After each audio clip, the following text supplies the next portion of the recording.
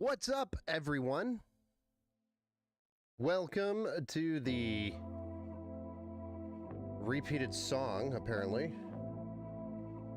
Hold on, let me fix that. I was working on some YouTube videos and I put something on repeat. Just get rid of that and move on to the next one, right? Yeah. That's better. There we go. But welcome back to the Monday Night Build Show. I'm your host, Ben Estrino, over here at the Empower Gaming Computer Studio. And today, we're building a PC for Jacob. So, we're going to be building this. We actually should have started live a little while ago. So I'm a little bit late starting. My bad. I know. But we have some people drop off some PCs, and I had to go through and write them all up and help them out where I could for service. So we'll have a couple of PCs to service. But let's talk about the build tonight. Let's go. Let's just jump right into it. How's everybody's evening? Did anybody enjoy the Super Bowl at all? I mean, I know us Detroit fans, a little salty that the 49ers went there and didn't get it done. A little salty, you know, because they beat us to get there. That's anyway. Let's go ahead and go into the top-down view. We'll probably have to adjust this camera because my camera is special. Hey, what's up, Steven? Over on YouTube. Hello, I'm almost ready to remove a lot of review and reaction channels. The videos are getting longer and longer all the time. Oh, nice. Review and reaction.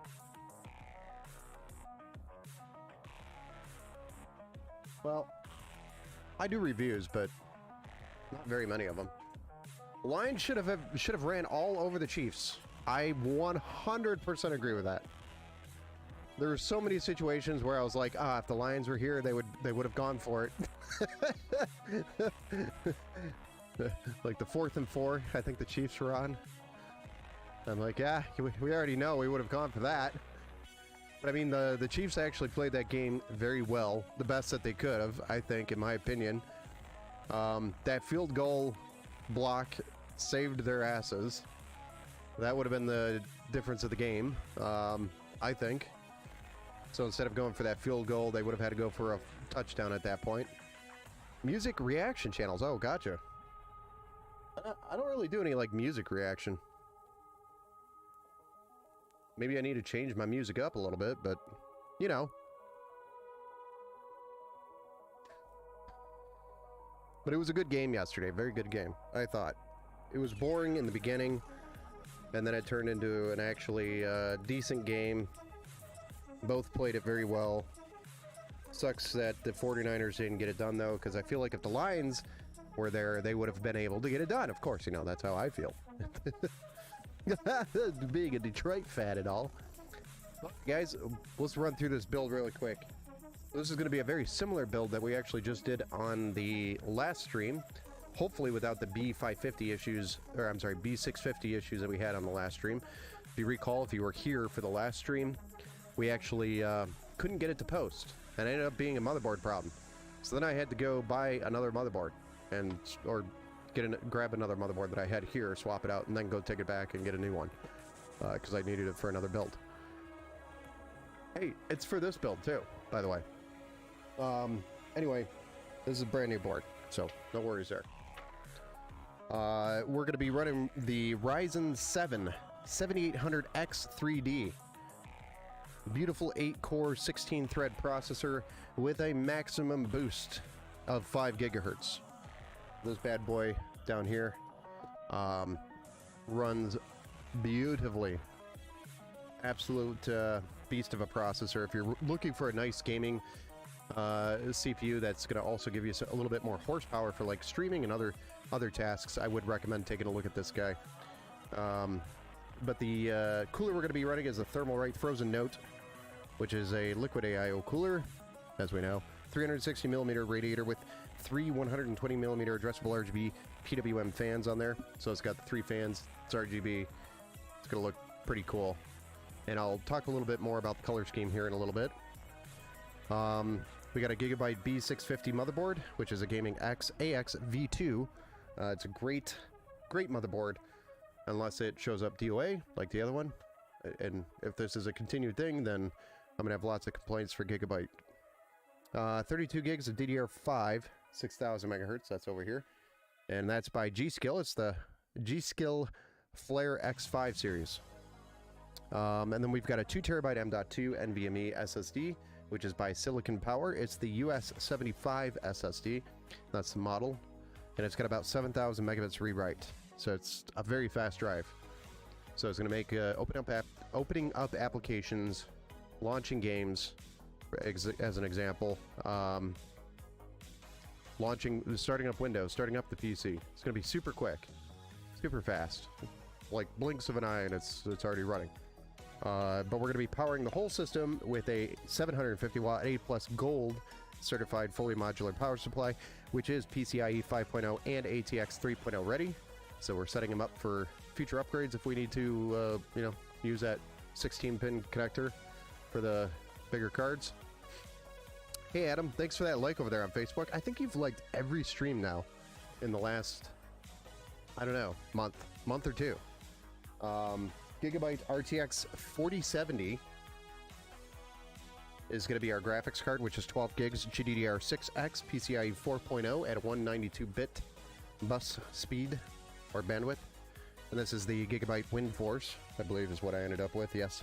WindForce OC, it's got 3 fans on it, so it's going to match very nicely with the build itself. We did go with white fans to fill out the case, and the case that we're going to be using is, again, the Montech King 95. I'm a big fan of this case, if you haven't noticed. Hey, let's go! I made it! Mr. Lasers Gaming. He made it. And the case is actually going to be exterior blue. The interior is going to be black. And then we have an accent of white. So we have some white, blue, black cable extensions here that we're going to be using as well to go with it. So it's going to be an interesting flavor of colors. Definitely not the ordinary, we go all white, or we go all black, or shit, let's go all blue. It's going to be white, black, blue. Kind of, or blue, black, white, blue, white, black. I don't know. I think it's blue, white, black is, or blue, black, white is kind of the color scheme. If anybody else followed that, I think you're doing pretty good. But let's go ahead and get started. I'm going to go ahead and get some of these parts out of the way, and then we'll just jump right into it. Jump right on it.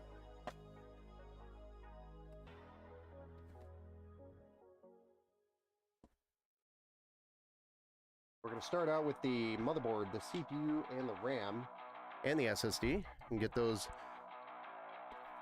set up here.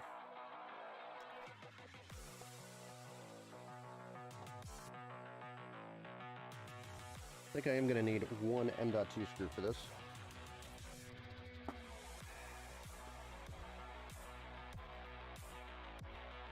Let's get it.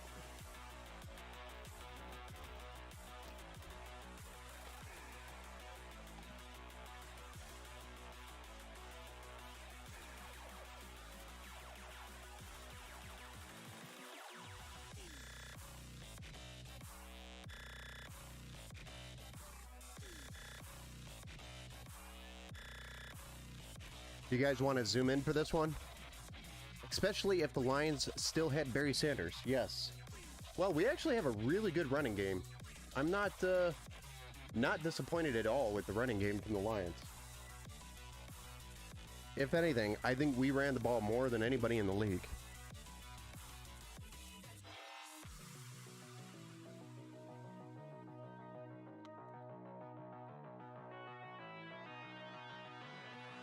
But yes, Barry Sanders is a GOAT. He is the GOAT.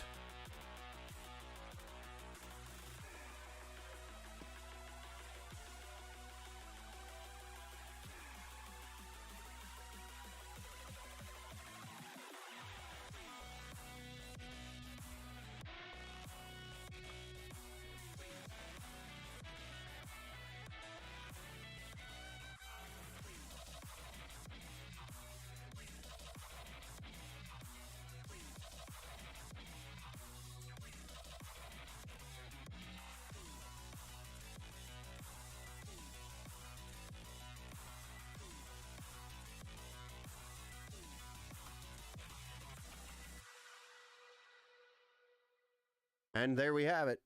The AM5 Ryzen 7 7800X 3D is installed into its socket, where it shall remain for the rest of its life, most likely.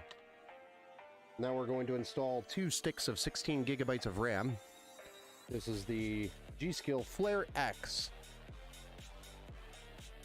which is 16 gigs each, and has a massive speed of 6,000 megahertz at CL36.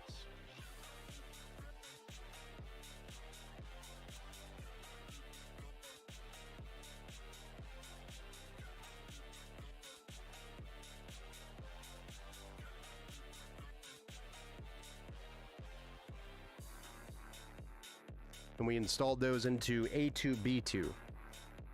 Barry Sanders was a highlight reel every week. Just amazing to watch. There will never be another one. Yeah, I don't think there will ever.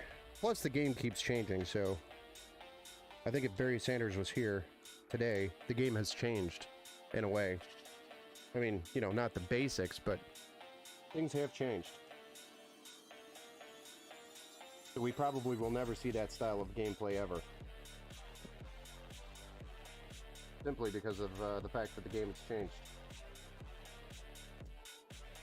So what you've noticed for teams that like to run the ball, aka the Lions or the Browns a couple of years ago, a couple of seasons ago, is they like to run more than one running back. They like to feature, they don't have a feature back, so to speak, a primary running back.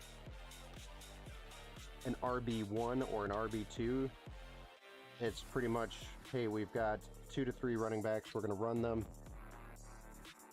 trade spot, you know, they swap in and out, so they're fresh legs running the ball every time, and they can run the ball down the field the entire game. So if they're not able to pass, they can just run the ball, and as soon as they start stacking that front to stop the run, they'll do a shotgun play. Easy peasy. That's how you win football. Hey, what's up? It's Cracked. What's up, man? How's it going? Have not been on Twitch. Well, welcome back. We just installed a 2 terabyte M.2 NVMe Gen 4 SSD, so that's good to go. We've got the SSD, the RAM, and the CPU good to go on the B650 motherboard. And before we zoom out, let's have a nice, I know it's blurry, it'll clear up here in just a moment. Let's have a nice look at that beautiful Ryzen 7 7800X 3D before it gets closed up with the cooler and it won't see the light of day for a while.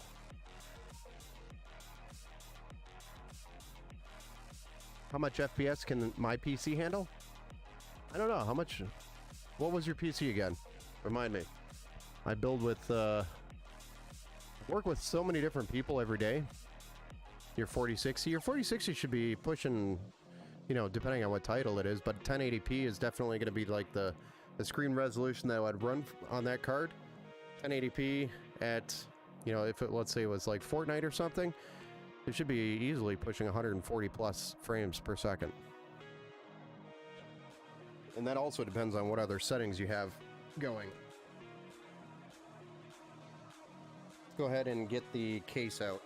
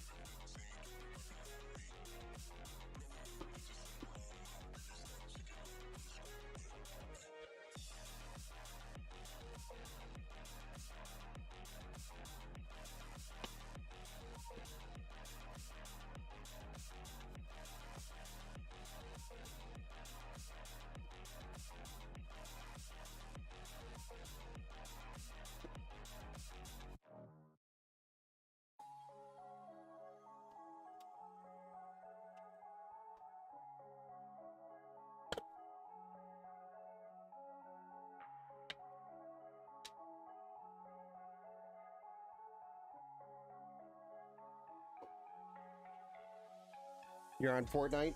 And what is it running at right now for you?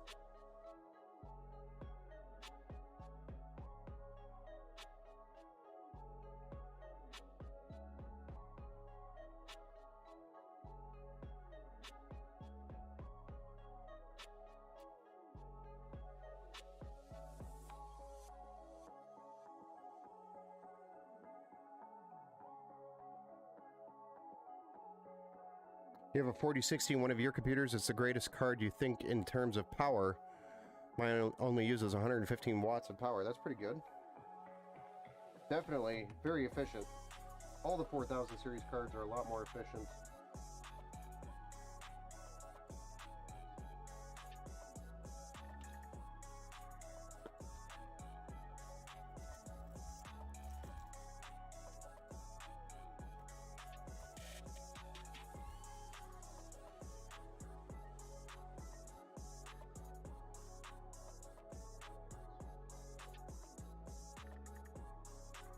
Also, do you know what hertz is? Yes.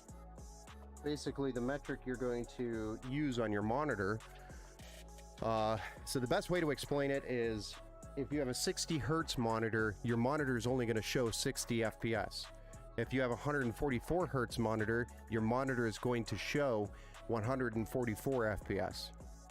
So even if you have a PC that's delivering 144 FPS as an example, and you have a monitor that's 60 hertz, you're only seeing a total of 60 FPS on that monitor. The newer AMD CPUs look funny?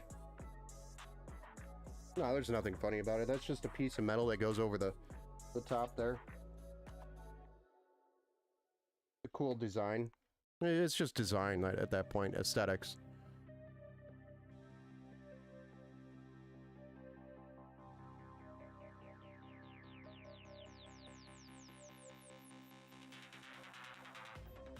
Although I would think that, you know, delidding this would be a lot easier than delidding a Intel CPU. So, because there's less glue to deal with.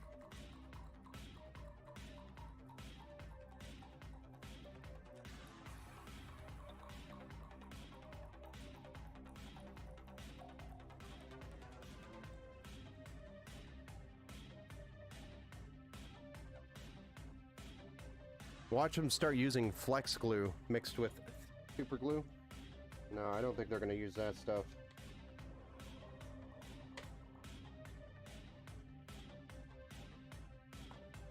All right. Motherboard is installed.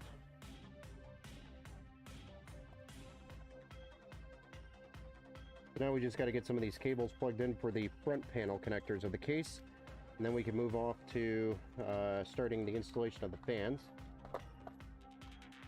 Not too shabby. We're moving pretty quick. I think this is going to be probably about an hour and a half, maybe 2-hour build. We're already 22 minutes in. So somewhere in that neighborhood, right?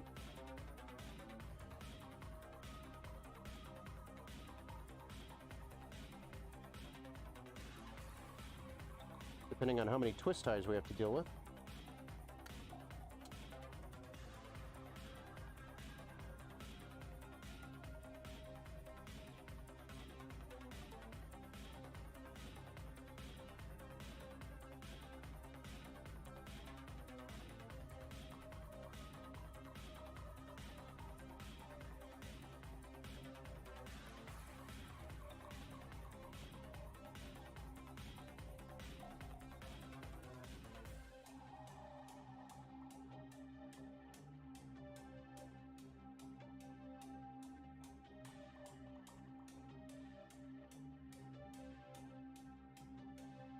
This is special.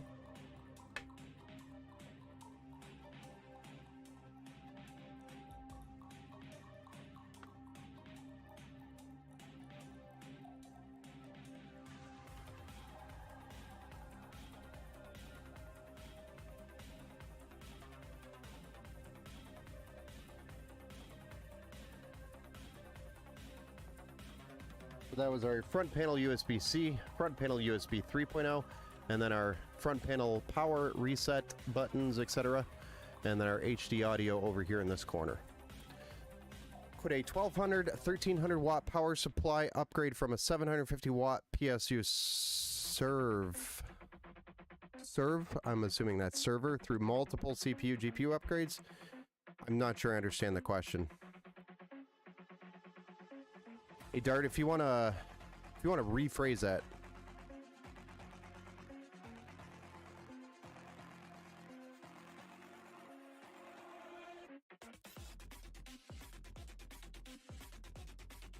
I think that would be good. All right, let's move on to the fans. We're just gonna jump right into the bottom fans here and the side fans. We're going with a white on black inside the case with a blue exterior. It's gonna look very interesting when we're done. Unique.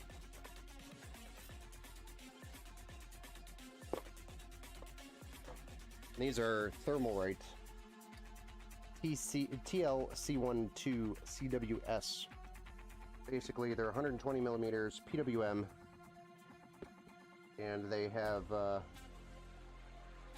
1500. I think they go up to 1500 RPM. I mean, could upgrading from a 750 watt power supply to a 1200 13 watt power supply work through a few years worth of GPUs? Oh, definitely. I mean, the 1200 watt power supply today will power a RTX 4090 and one of the most power hungry CPUs there is, and there would be overhead there left for you as it is. So that's more than enough power for the biggest, one of the biggest systems that you can build today. But I probably would recommend, you know, the higher the power you are pulling from the wall, the more efficient you want. So you probably would want to go higher than 80 plus gold efficiency, and that's only to help your electric bill.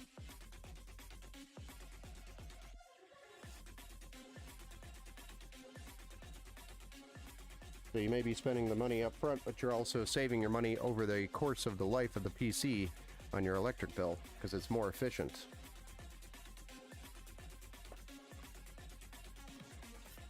Right?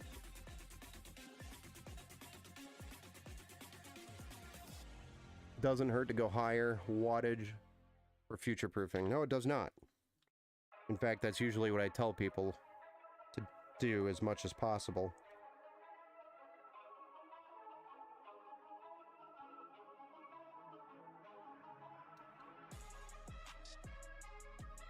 As long as it makes sense, right?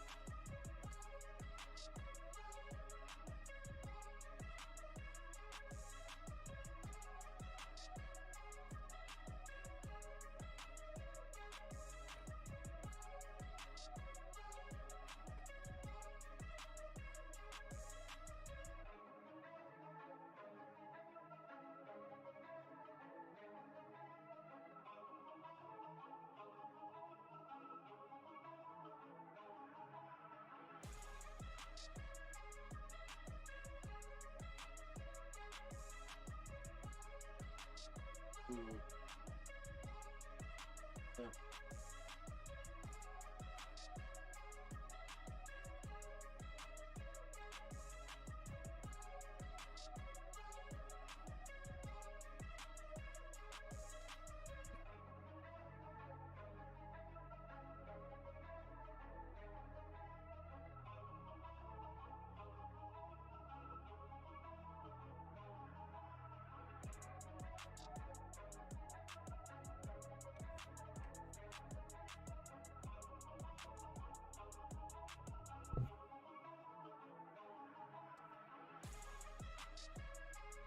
Interesting, the 7800X 3D uses less power than 14900K. Hell yeah, it does. Yeah, a lot of people think AMD's way more power hungry. I mean, yeah, the Ryzen 9 is probably more power hungry than you'd want it to be, but these things are pretty efficient.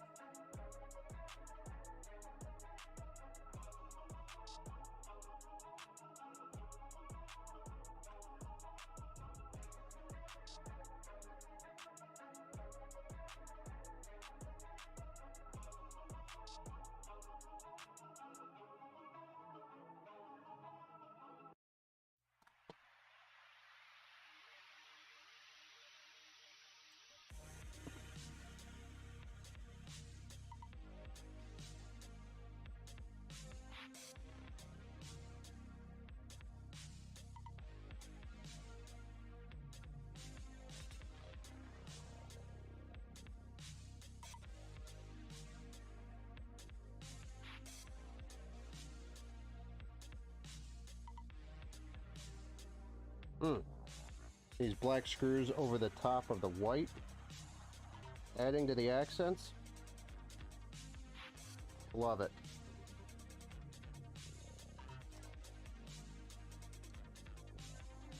I know you guys can't see it really yet. Once I get these screwed in, I'll show you.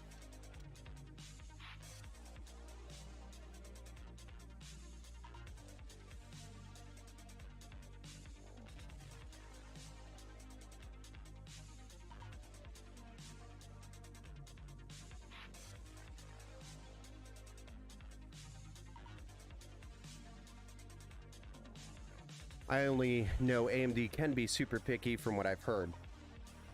I mean, it's pretty much the same. Intel's pretty picky. I think the most picky thing right now is the RAM. If you buy an AMD CPU, make sure you buy AMD Expo RAM. You buy Intel, buy Intel XMP RAM. And yes, there is a difference.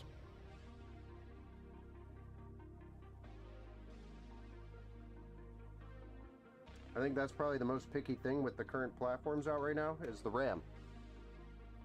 I don't think the CPUs are picky at all.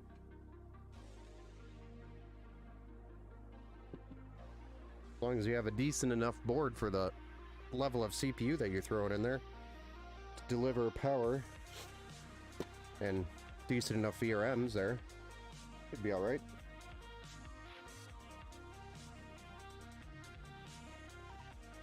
There we go. Look at that. That looks pretty badass. Yeah. All right, move on to the side fans and the rear.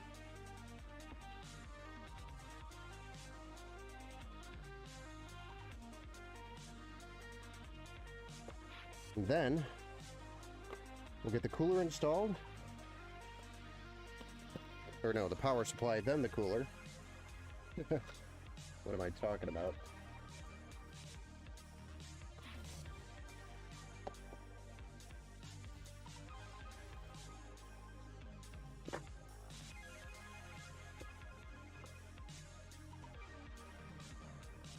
Would the 7800X 3D be much easier to keep cool than, well, I mean, the less power used, the cooler it will be. So if the 14900K draws more power than the 7800X 3D, then the answer is your 7800X 3D should be cooler than your 14900K.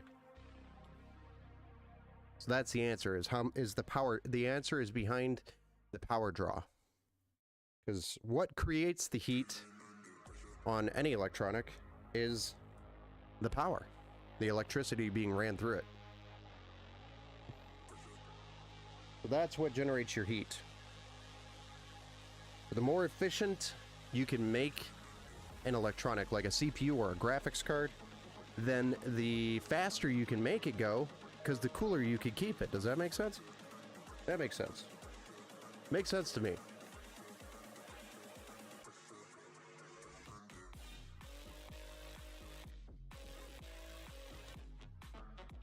Or the cooler you could keep it, the more power you can send to it.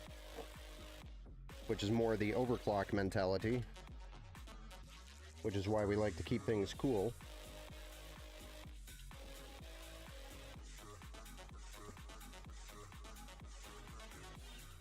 We can stretch the performance as far as we can get it.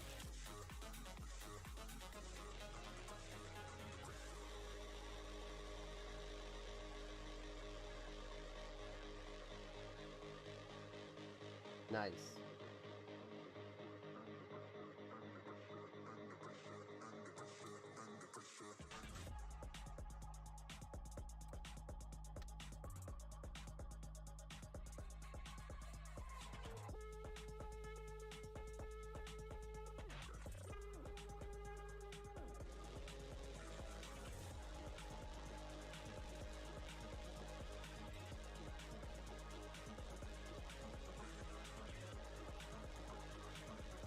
Hey, what's up, Weird Duck? How's it going, sir? I started a little late. I know we're supposed to take a look at your PC, but this is where I'm at right now. So hang in there, and we'll get some time to look at it. Here. Where's my rubber grommet? No rubber grommet here?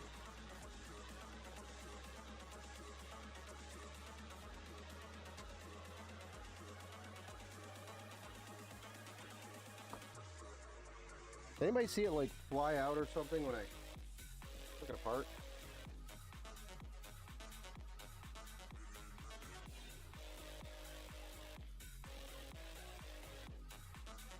Maybe it's in the bag.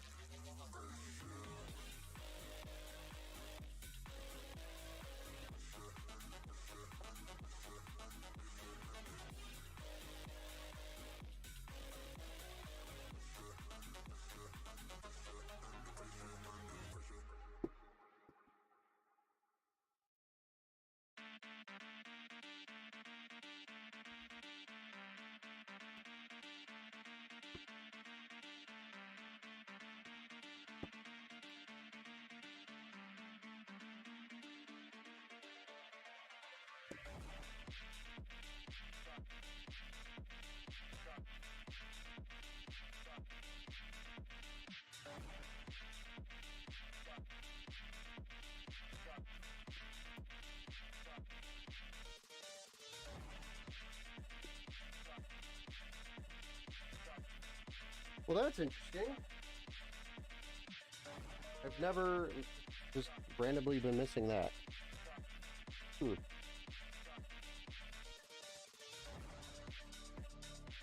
Hashtag Montag, why are we missing a rubber grommet here?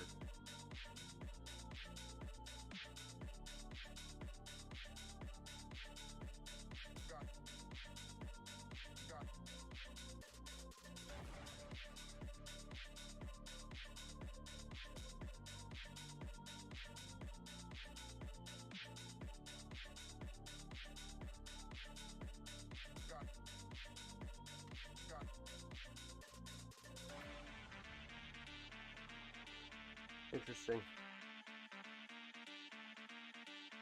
Maybe it's a factory defect of the case. No worries, don't stress. Thank you, sir. I will reach out to you here when I'm done. That's a beautiful color on the case. Thank you. Jacob wanted to go blue, black, and white.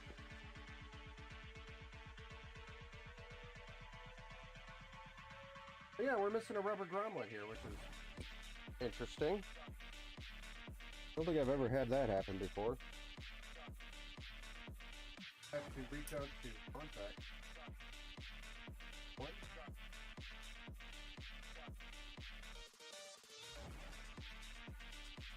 Really sucks. Every cable that we cut through here comes like redone if we get the rubber grommet sent to us.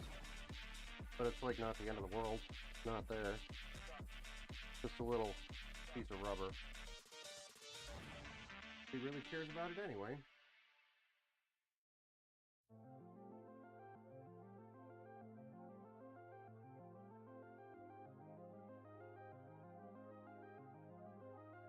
Find the case.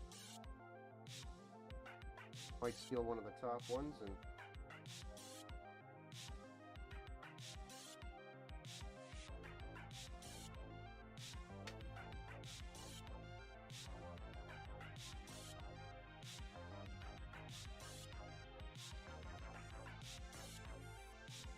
ones that are covered up by.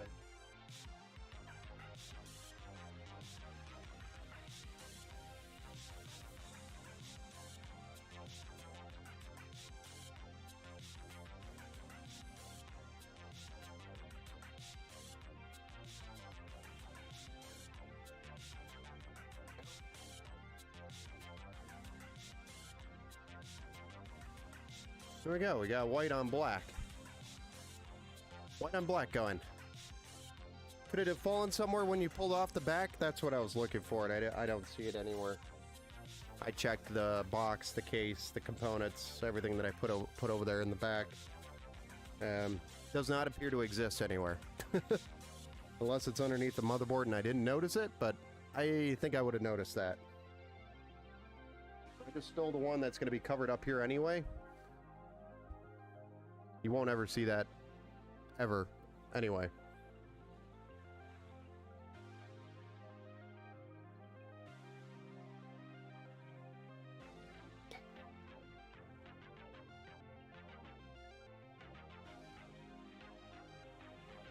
So now we just got the rear fan to deal with here, and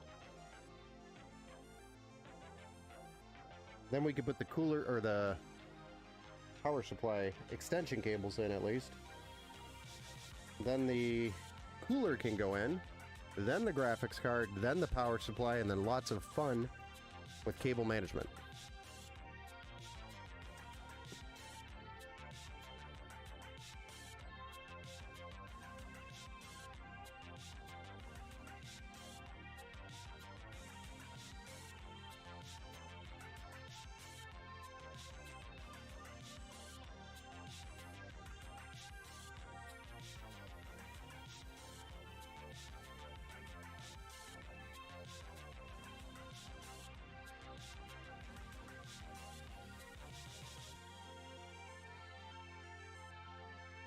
Yeah. I mean, shoot.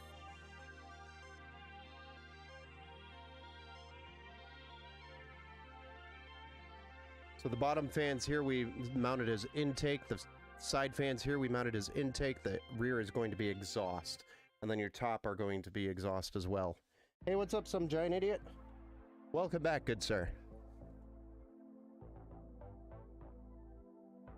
Another day in paradise.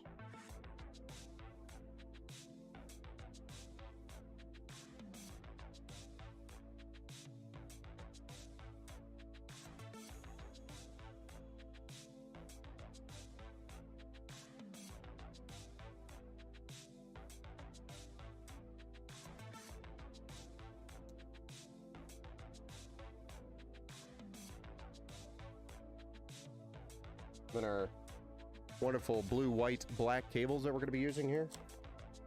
Cable extensions.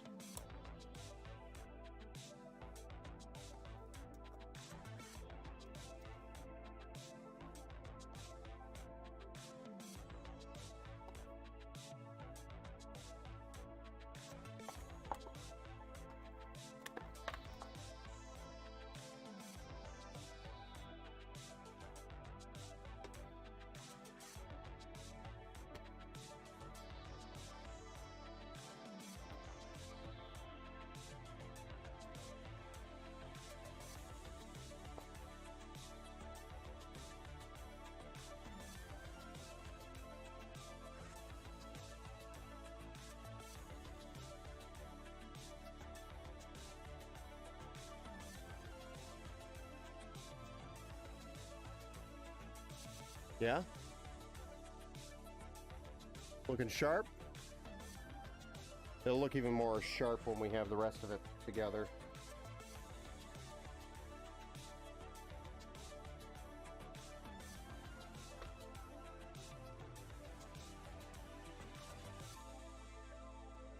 Hey, if I said that AMD 7000 series idles at ambient temp plus 5 to 10 C, would that be reasonable assumption? I disagree with that because you could change that if it is.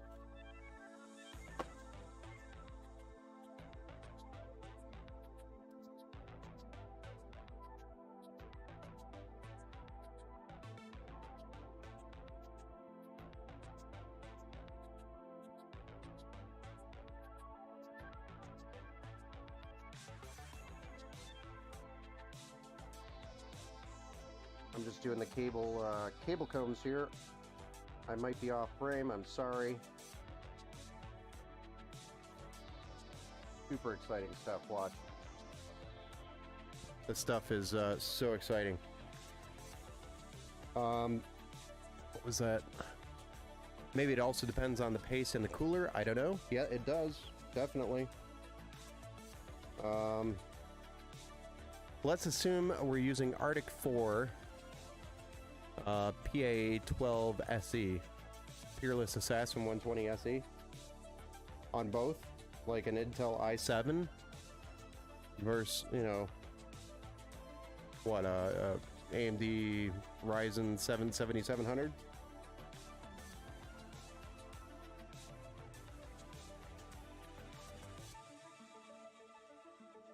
I don't know, I feel like they should be idling at the same temps. Or really close to it.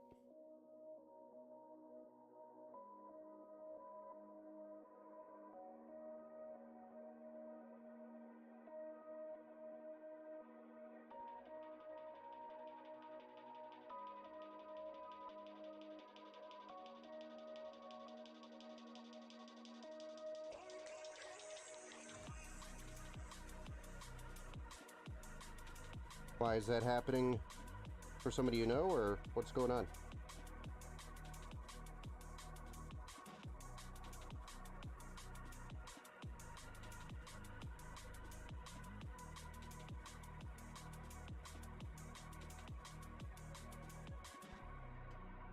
I'm just running whatever the default pace that came with the AIO is. Yeah, usually that stuff is good enough.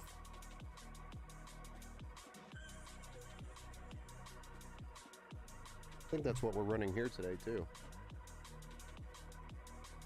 Well, that's a good year and a half.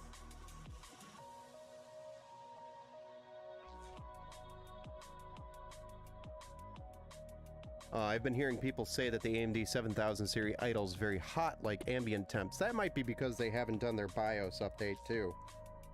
Because yes, in the very beginning, AMD 7000 series ran hot. And that was part of the whole situation, I guess you could call it, back when, you know, Ryzen 9 CPUs were idling burnt holes in motherboards. But the BIOS fixes that were released solved all those problems. So I would question their BIOS version to see if they've got their fixes installed.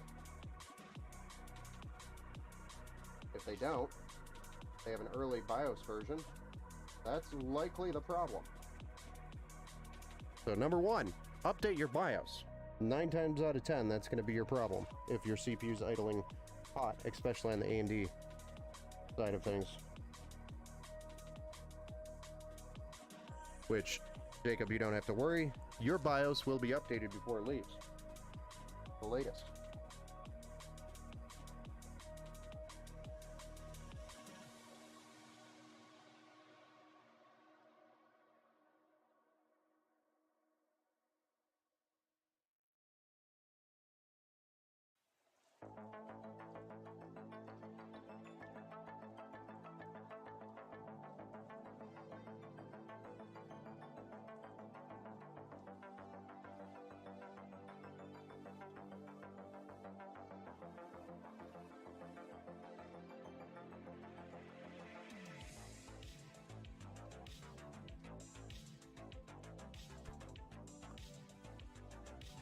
Probably wouldn't hurt to get the paste replaced when getting the PC service dusted, yes.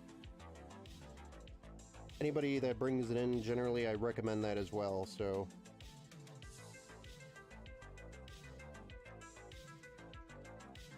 It only takes a few extra minutes to do it, generally. So if your service shop is not recommending that, and it's been over a year, time to go look for a new service shop. Or maybe you are a service shop and you're not doing that. Maybe you should.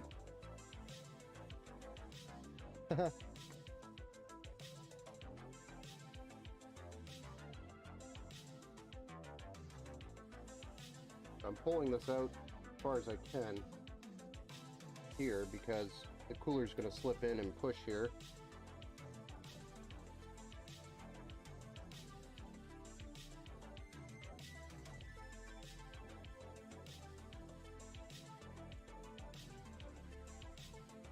Right. Good.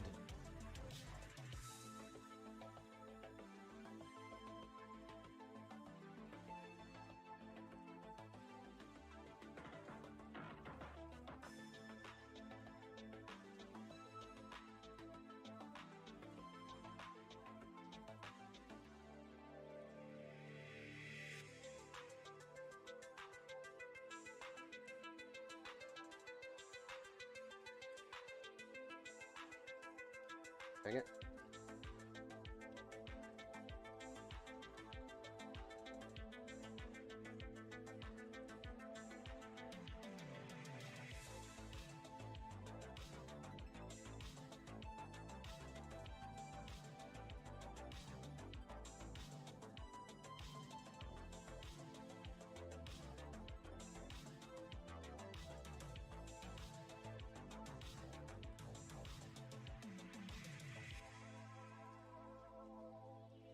There we are. So the cooler's going to slip in here and push up on these cables a little bit, and I want to try to get them as close to the edge as I can without, like, severely hurting them. Arctic has some interesting looking AIOs, yes. In fact, I actually use them quite a bit. Arctic AIOs. Especially their 420s. So anytime I have a 420 AIO situation, I am using generally Arctic for that solution. And they're liquid freezers too. Those things are beasts. Highly recommend them.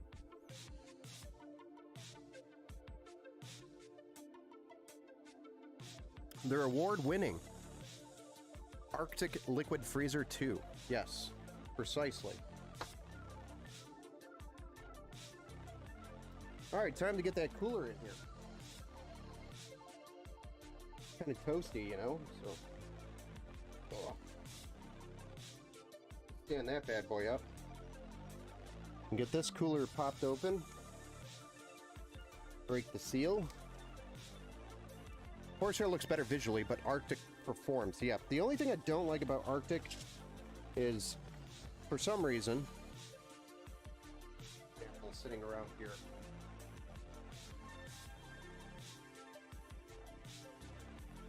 Cares about that anyway.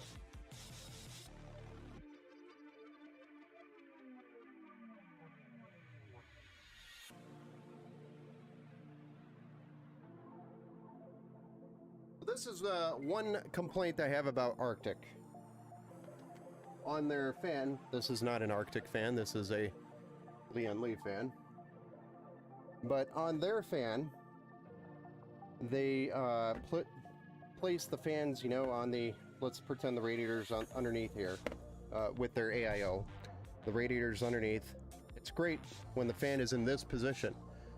But let's say we bought, you know, all Lian Li fans for the inside, and then we want to take the AIO fans that came with the AIO, put it on the top, and make it push-pull. As soon as you flip that fan around and go on top of the radiator, the blades like to clip the radiator, because there's not enough clearance between the blades and the plastic here. I don't know what the deal is there, but I actually have had to put spacers in and get longer screws to make those fans work. I don't know if they're just cheaply made or if that's like a side effect. I'm not sure.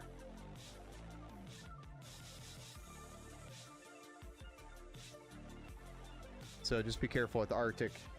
If you plan to ever use those fans on top of a radiator as exhaust, it may not work.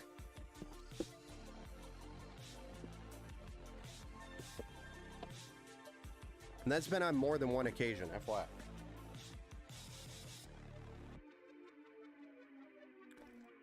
Their fan plus radiator are already super thick compared to the competition.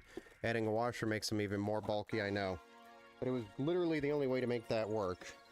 Where I had, the scenario was I had all Lian Li fans on the inside So the bottom of the radiator on the inside was Lian Li fans, and then the top were the Arctic fans, push-pull on the radiator. And the top fans were clipping the radiator for no freaking reason at all. And it wasn't a fact that I like screwed them on too tight. They were just trash. Yeah, oh yeah, deep cool AIOs are great. I use them all the time. These ones right here, the Thermalright coolers. These things are beasts. They even have an inline pump, which I like a lot.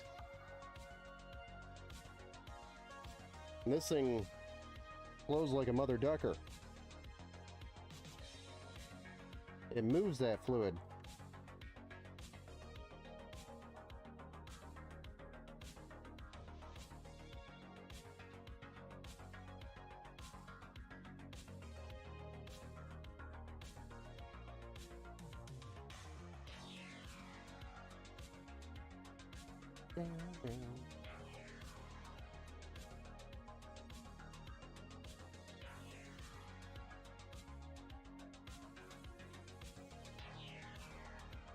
The liquid flows strongly through this one.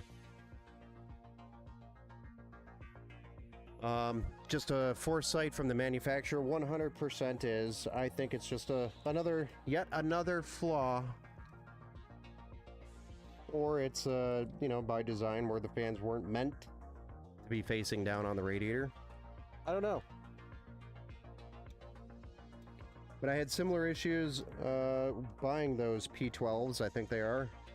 The addressable RGB P12s from Arctic, where they clipped the side of the case when they were face down like this. Just as an example, just like these ones. They would clip the case. Those were out of the fan pack, so it wasn't a difference between the radiator fans and the fans that you would buy for, you know, your case. Didn't matter. I wasn't happy about it.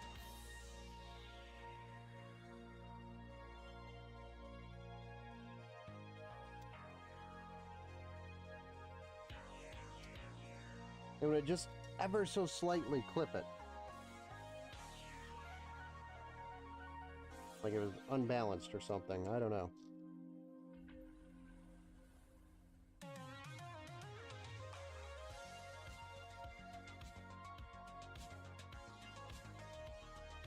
I'm just rotating the fans here so that the cables are facing the right direction when we put it into the case here. I just have to rotate the fans.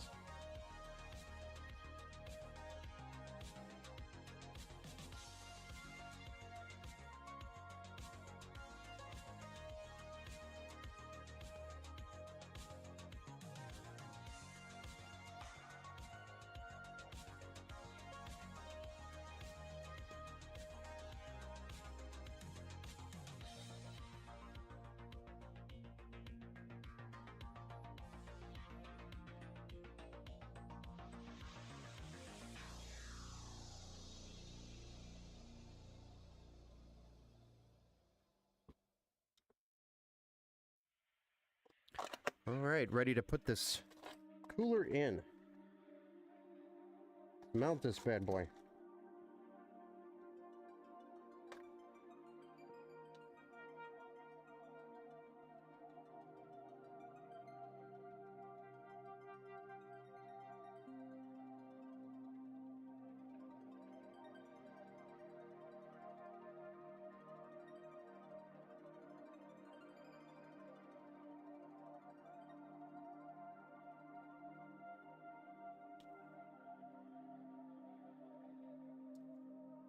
Maybe just wanted to be annoying. Ooh, Arctic looks like hella good value for the dollar. Yes, until you find out that you have noisy fans because it's clipping the case. And then you're like, ah, damn, could have paid more.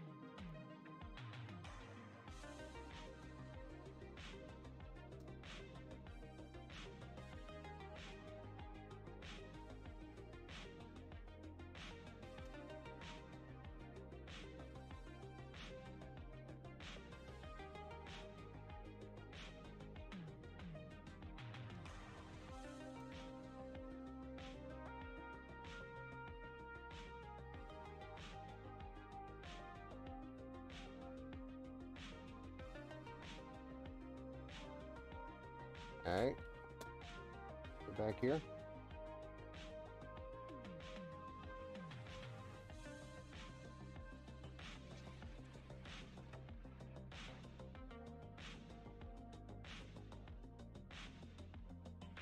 Wouldn't really matter if you don't plan to use push-pull. I mean, most Lian Li cases, the 11 Dynamics especially, I almost always end up doing push-pull on those. And I like those Arctic coolers because of just the physical size. The other one's the EK AIO. That one's a really good one too. I actually really like the EK coolers. They're just a little too expensive. And also sometimes difficult to get. Like, at times you can't even get them. Because the inventory is just never always there.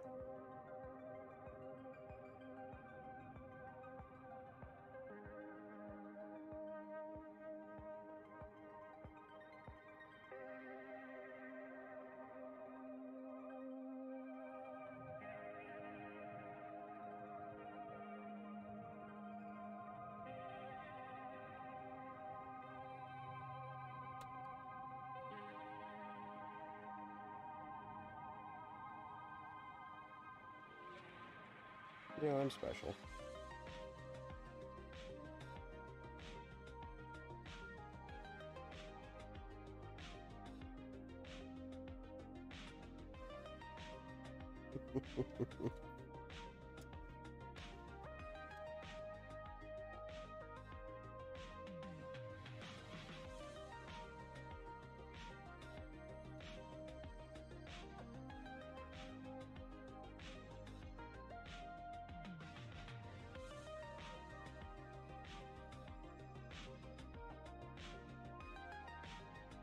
The 360 AKA WB AIO Nucleus CR360 Lux DRGB is the only little under 100 AUD more than the Arctic 2 360.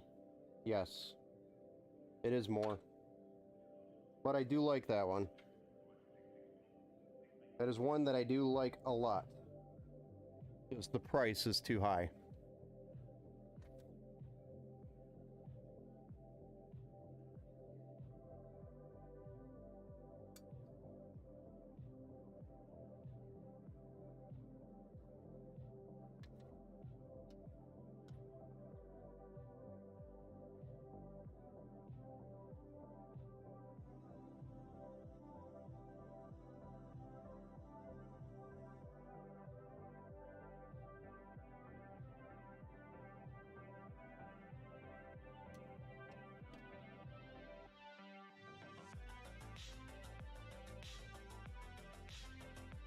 Yeah.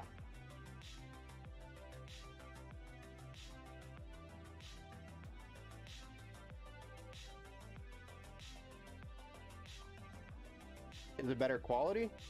I don't think it's better quality. I think it's close to the same quality, but it just looks better. It looks better is ultimately what it comes down to. I think it's probably the same quality when it comes to like the pump and the materials outside of the fans.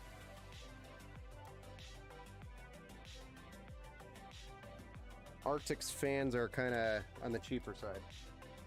The bearings last a long time, but the actual plastic of the fans are meh.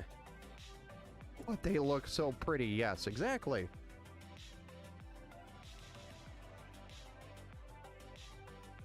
Kind of like this PC here.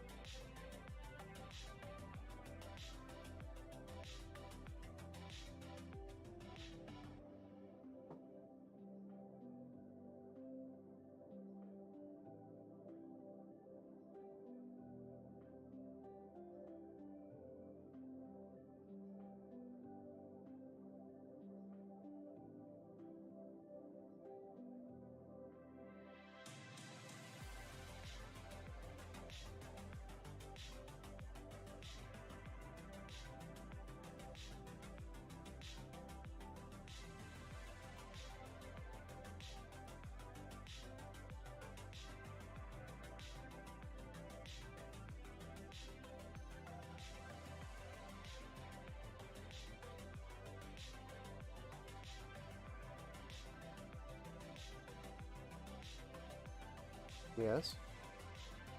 You did? Oh no. How did you do that?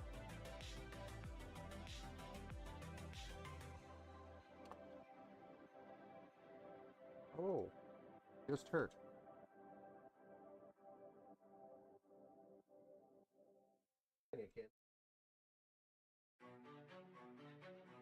So you don't have a can.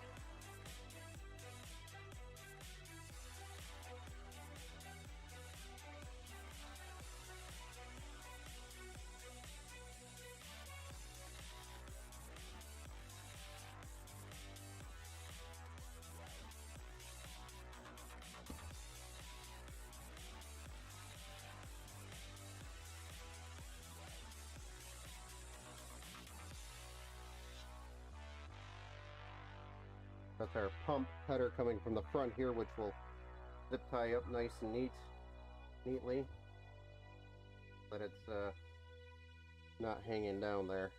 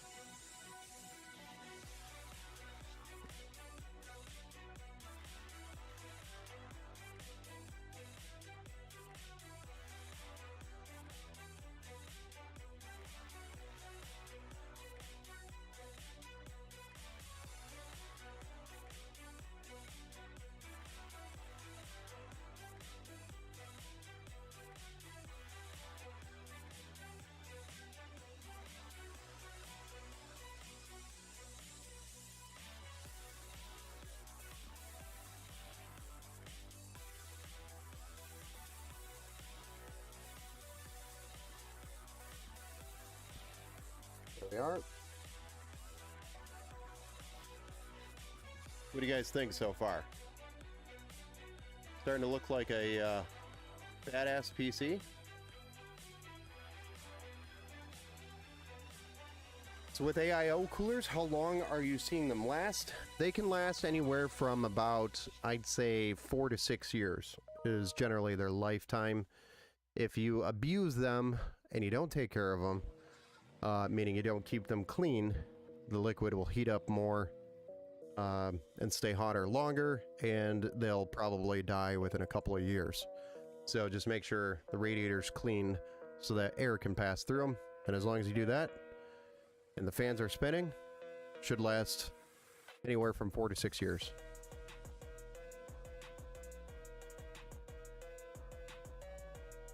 With regular usage. Now, if you use the crap out of your PC, that means your pump's going to be used more, because each pump and each fan, the bearing on each of these has a hour lifetime expectancy. So they have hour kind of ratings on them. So for example, I believe the pump is 10, some crazy like 10 million hours or something. I don't even know the exact hours on this pump, but that's usually what you'd go look at, and that's how many hours you should technically get out of the pump. How you use that time is completely up to you. Yeah, reliable AIOs would last longer than that, except for the fact that the liquid would probably dry up before then, before the pump died. And usually if you go, 4 to 6 years, you're going to be looking at a new PC anyway with the way technology and the applications are changing so rapidly each year. Within 4 years or 5 years, you're probably going to be looking at a new PC anyway.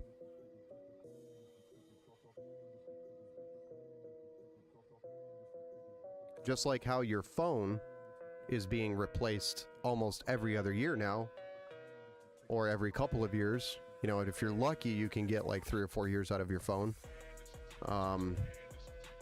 It's the same thing with PCs now. They're just, technology is growing at a faster pace than ever before. Before, when we built PCs like 15 years ago, we're like, yeah, this PC will probably last like 10 years because of how slow things were. Games weren't getting more demanding each year. Games took years to develop.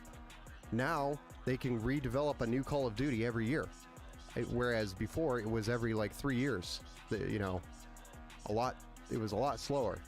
So development has gotten faster with the application of the software side, which is requiring more and more demands more horsepower out of your PC or your hardware, and therefore hardware is becoming obsolete quicker. Arctic AIOs are reliable. Yes, they are 100% reliable. Did you see that they're coming out with that white version of that thing too? It's like, it's about damn time. I've been asking for that for like ever. All right, let's spend a few minutes and get some of these plugged in, shall we?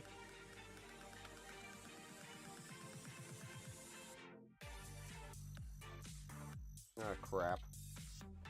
We're all tangled. We're in a tangled mess here.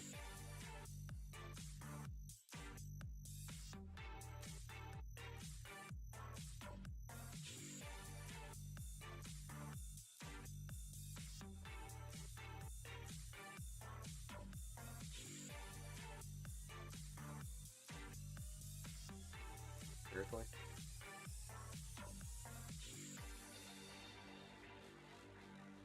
How is that even humanly possible?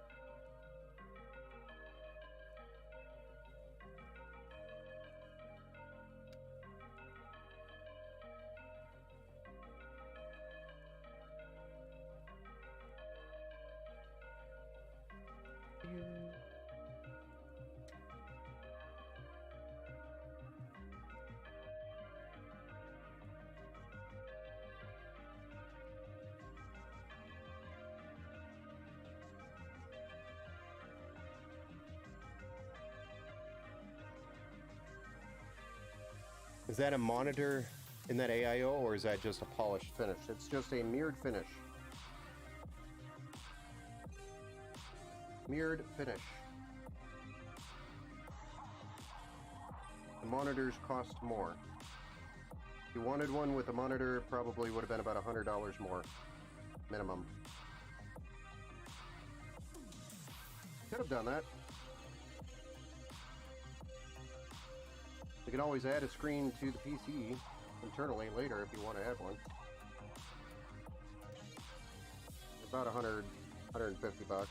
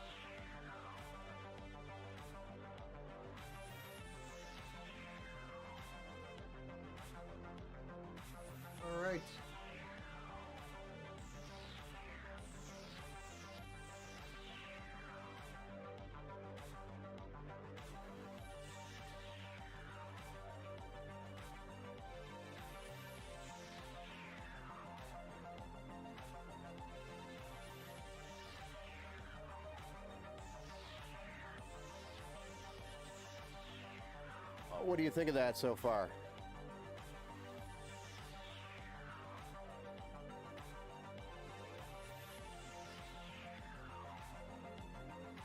Oh boy. I've only had the Thermaltake UX200 when I ran the i5 9400F, and then the Deepcool LS520 with my current CPU 12600K. This Mr. Laser Gaming, my only reason I'd add a monitor internally is for system monitoring. I don't know if it'd just be better to do a micro monitor on the desk for that. Yeah, I mean, you could just do that too. Amazon actually has some pretty good options for a pretty good price. Thanks, Carol, for the like over there on Facebook. But, yeah, definitely.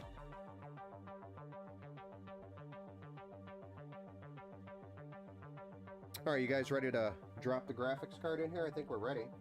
I've got pretty much everything plugged in, except for the graphics card and the power supply. You guys ready to see what the graphics card looks like?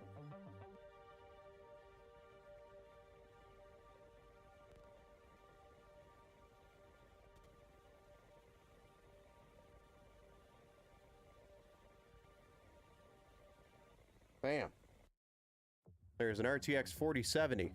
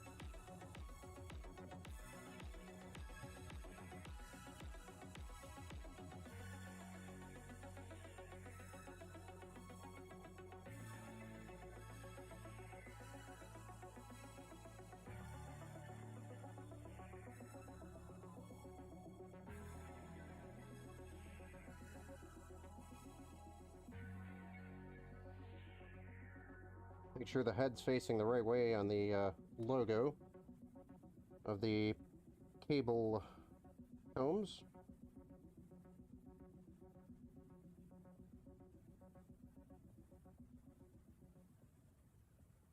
Almost done, guys. We just gotta do the power supply thing on the backside.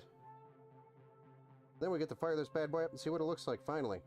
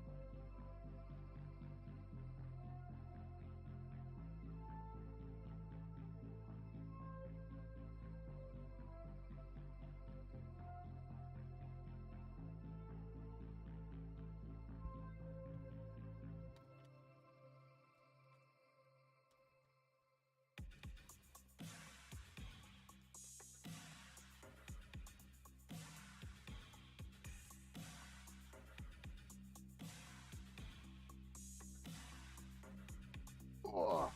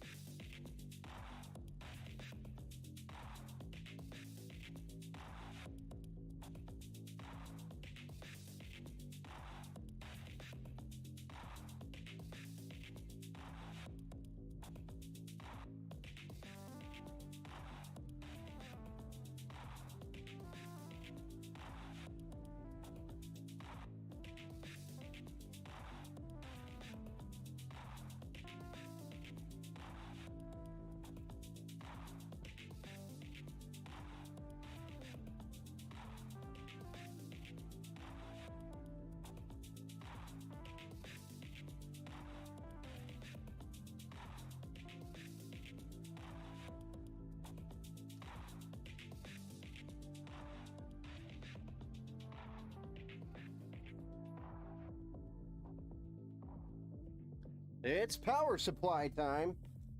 Finally.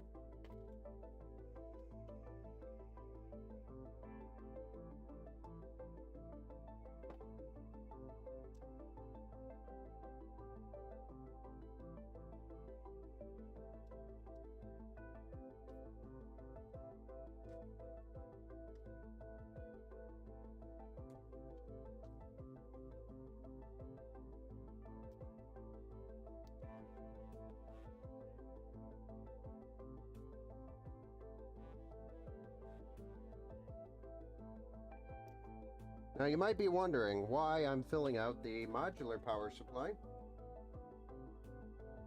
If it's modular, and it's because I've had too many people in the past lose their power cables. So I'm just going to cram them in here so that we know where they are. Come back to me and say, hey Ben, I want to do an upgrade. I'll know where your cables are. They'll be in the system, not MIA. That is why I cram all these cables on the power supply nowadays.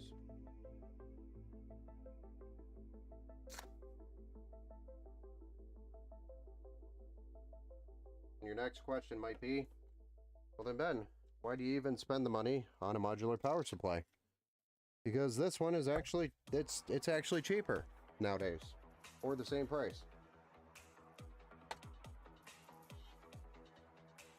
All very good questions.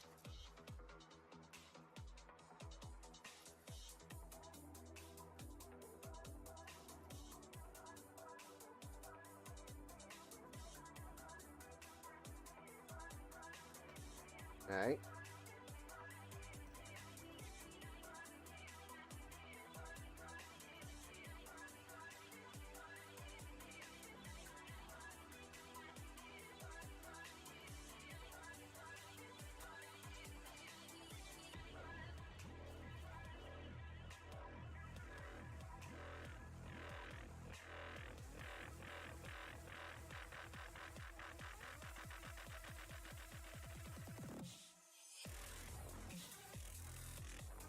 This is a 750 watt, 80 plus gold power supply by Segetep. It is a fully modular PCIe 5.0 and ATX 3.0 ready power supply.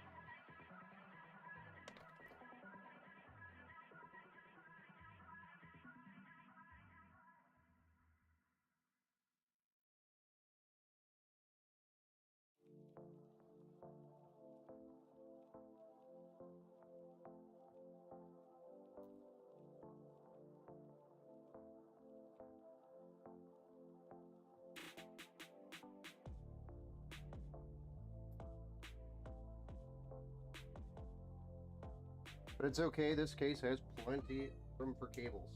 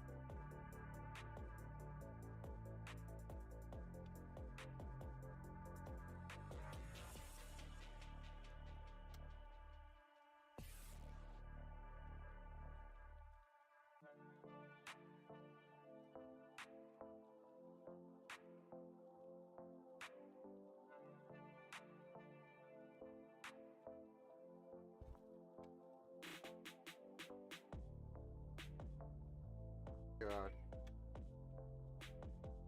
Nice.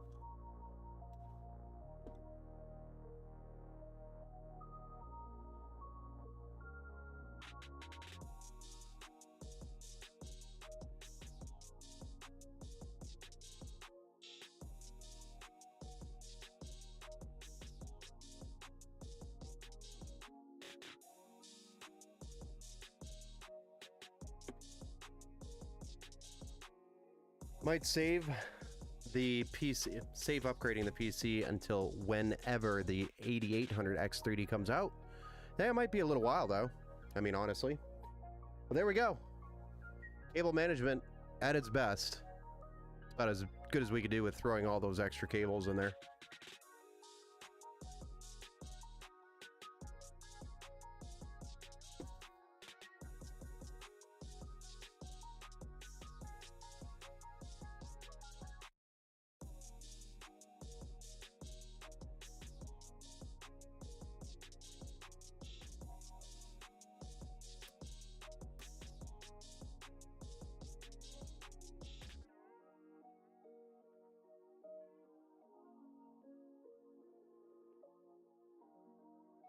Y'all excited to see what this thing looks like? Finally to life, come to life, power up, present its beauty.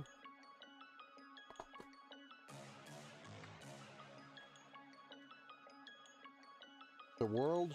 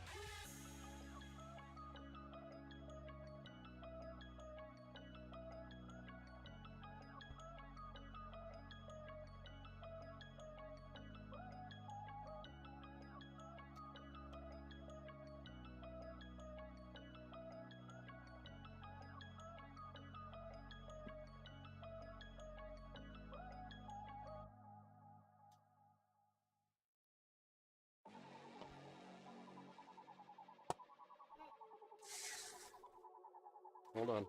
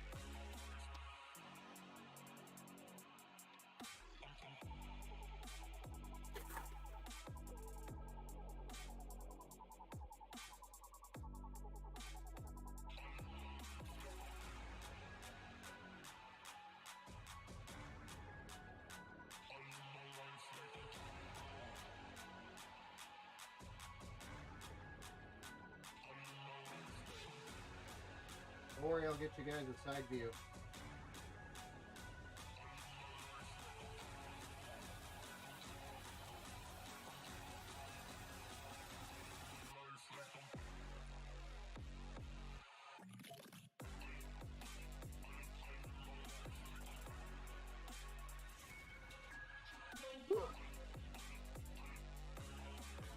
All right, who's ready to see this thing? Weird Duck's excited.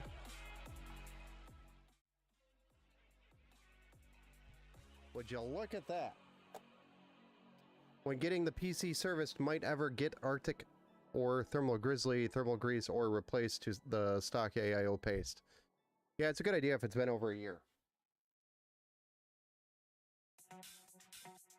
Oh, yeah.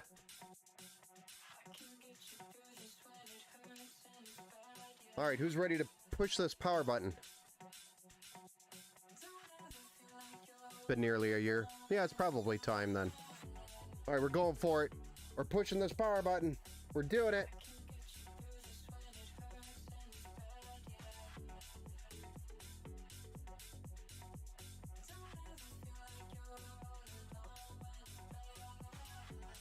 Uh-oh. Did I forget to plug some RGB in? I did. I actually know what happened there. I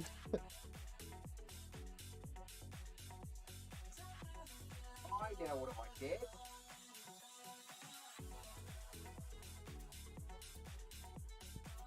Oh, bloody hell.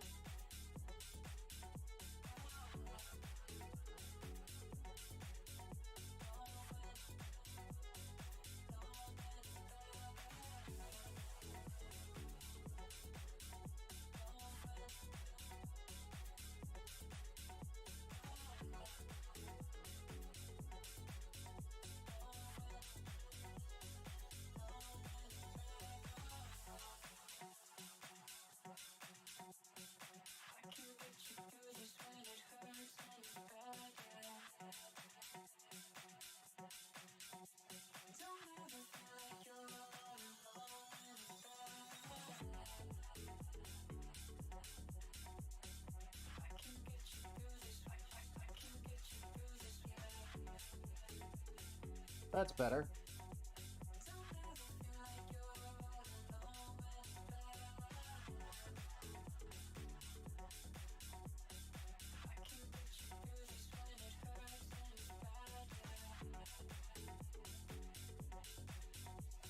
It happened because I'm special.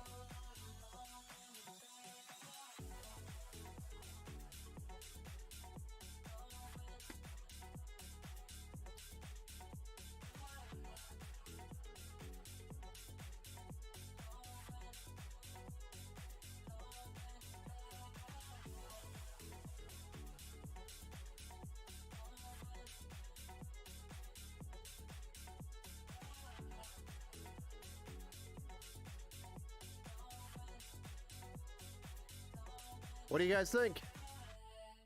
blue, white, black mix. We did post, by the way, so we've made it. We've successfully posted to the BIOS. Unlike the first time we ran this board.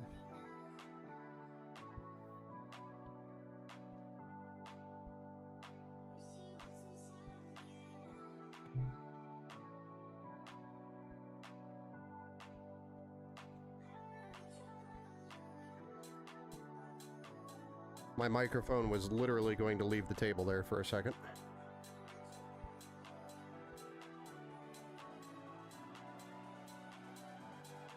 There you go. Looks amazing. Thanks, Weird Duck. Jacob, are you here? Ta-da! I gotta take a picture and send it to him now.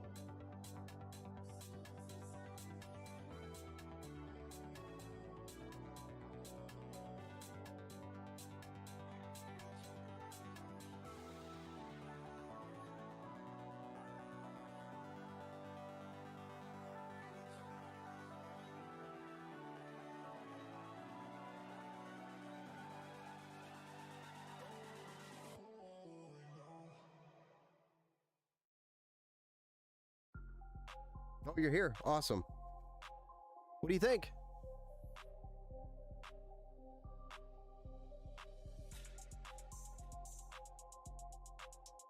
It looks way better in person, I promise.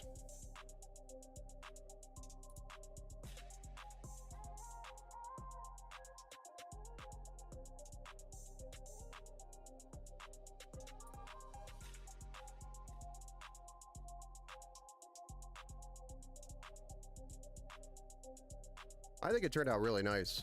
The blue and the white and the black. Turned out pretty good. So next up, I've got to do the Windows installation, do all the drivers, do the BIOS upgrade on the motherboard, make sure that's all set to set the AMD Expo for the RAM. And then we've got to go through our battle tested phase, which is going through and testing everything to make sure it's all running tip-top where it should be. Then we'll be getting this thing packaged up and shipped out to you, sir. So, should be on its way within the next day or two. I would say should have shipping info in hand by Wednesday, with it on its way by no later than Thursday. UPS picking up Thursday, FYI, just as an example. The shipping process does add a couple extra days because we have to package it. We have to ship it with UPS, and then UPS has to come here and pick it up. Normally, our pickup days are Friday and Monday. But I believe we have UPS showing up here on Thursday this week. Don't know why, but I think that's what they told me. So, here it is. Looks good. Yeah, I'm pretty happy with it. I'm going to shoot an email to Montech, though, and tell them, hey, we're missing a rubber grommet. If they send out anything, you know, cool, I'll make sure it goes your way. There we have it, guys. I'm going to end the stream here tonight on this one. Build number 23 for 2024 is done. We're going to move on to the next one. You know, we could do another build stream this week too if you guys want. So let me know. I'm working on YouTube videos and whatnot, so be on the lookout for some of those dropping. And thanks for joining the stream today, and I'll see you guys on the next one. Have a good one, guys. Have a good night.